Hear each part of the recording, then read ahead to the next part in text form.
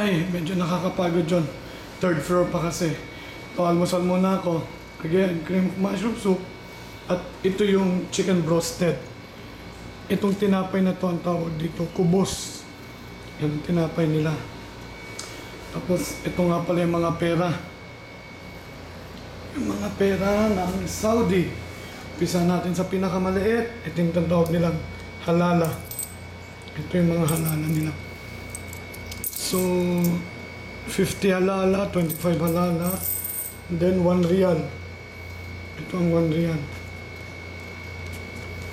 Tapos 5 riyal. Ito. Ito yung luma. Tapos may bago na silang 5 riyal. Ito yun. Yan. And then 10 riyal. Wala akong bago eh. May bayad ko kahapon. Tapos may 20 riyal din. Ito. 20. Halos pare-pareho yung mga nasa picture, yung mga king nila. Then 50 riyal. Ayan. Bilog. Bilog yan 50. 5 tsaka 0. And then 100 riyal. Ito yung luma. Lumang 100. Tapos ito yung bago.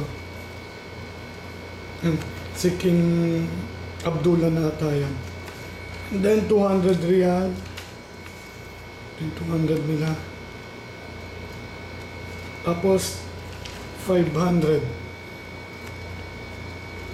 May 1,000 pa pinakamalaki.